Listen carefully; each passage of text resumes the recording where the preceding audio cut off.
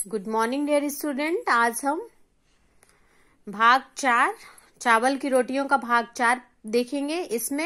इसके पहले आपने देखा है कि कोको को चावल की रोटियां बहुत पसंद है और वो उसे कहाँ कहाँ छुपाता है ना। अब कहाँ वो फ्लावर पार्ट में एक रोल बना के पेपर रैप करके उसके अंदर डाल देता है और उसे छुपाने के लिए उसे कितना सारा झूठ बोलना पड़ता है।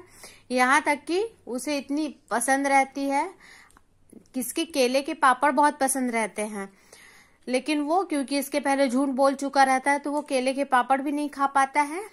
तो इससे ये शिक्षा मिलती है कि हमें झूठ नहीं बोलना चाहिए, क्योंकि एक सच को छुपाने के लिए हमें 1000 झूठ बोलने पड़ते हैं और लास्ट में सच सामने आ ही जाता है। ऐसा ही कुछ कोको के साथ में हुआ। तो चलिए देखते हैं। मुझे दो मिमी, मुझे दो, मैं इन फूलदान में रख आती हूँ। तिनसु उसके हाथ में फूल देता है, वह उठने लगती है। तिनसु जो होता है तो फूल लेके आता है फ्लावर पार्ट में रखने के लिए। तो मिमी बोलती है कि दो मुझे, मैं ये फ्लावर को फ्लावर पार्ट में रखाती हूँ, फूलदान में रखाती हूँ। कोको बोलता है नहीं नहीं मिमी। कोको को लगता है कि कहीं ये जाएगी तो इसे पता चल जाएगा कि यहाँ क्या रखा हुआ है, इसलिए वो बोलता है नहीं नहीं मिमी। मिमी तुमने तो मुझे डरा ही दिया, क्या बात है। मिमी बोलती है कि तुम इतना तेज से क्यों बोल रहे हो, मुझे तो तुमने डरा ही दिया, क्या बात है। कोको ये फूल मेरी माँ को इस फूल से एलर्जी है। जब भी वह यह फूल देखती हैं उनके जिस्म में फुंसियां निकल आती हैं। अब देखिए कोको फिर से एक झूठ बोलता है कि इस फूल से मेरी माँ को एलर्जी है और जब भी मेरी माँ इसे देखती हैं तो उन्हें फुंसियां निकल आती हैं। तिनसु ओ, मुझे इस बात का पता नहीं था, खैर मैं इन फूलों को वापस ले जाऊंगा। कोको चैन की सांस लेता है कि चलो, वो उसे थोड़ा सा सुकून मिलता है कि चलो ये झूठ भी बोला तो सच सामने नहीं आया। स्वागत, लेकिन फिर से उसे लगता है मुझे अपनी रोटियों को बचाने के लिए कितने झूठ बोलने पड़ेंगे। वो खुद ही सोचता है कि मुझे इन रोटियों को बचाने के लिए पता नहीं कितने झूठ बोलने पड़ेंगे। दरवाजे पर दस्तक, दरवाजे पर फिर कोई आता है। कोको कौन? कोको बोलता है कौन? उबातुन, मैं हूँ दुकान का मैनेजर उबातुन। उबातुन जो है तो वो दुकान का मैनेजर है, वो बताता है। मिमी कोको से, तुम मत उठो कोको, मैं खोलती हूँ दरवाजा। जोर से, अभी आई उबातुन चाचा।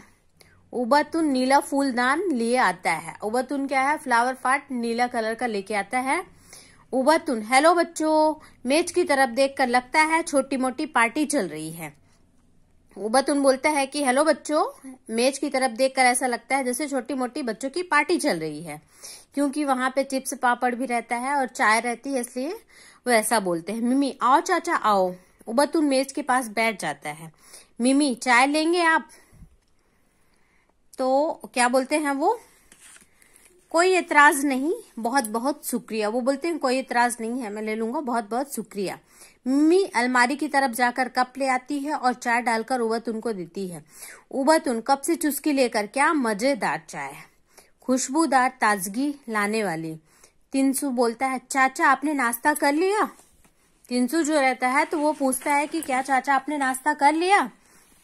तो उबातुन बोलते हैं अभी किया नहीं, मैं सोच रहा था किसी चाय की दुकान पर जाकर कर लूंगा।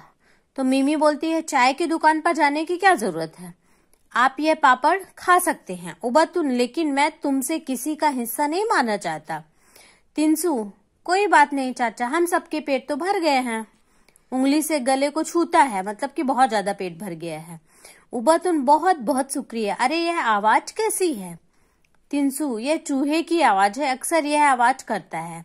उबातुन, मुझे लगा किसी का पेट भूख से कुलबुला रहा है। किसका पेट कुलबुला रहा था? कोको का, लेकिन बेचारा सच नहीं बोल पा रहा था। उबातुन पापड़ उठाकर खाने लगता है। उबातुन, कोको तुम आज बहुत चुप हो, तबीयत तो ठीक है?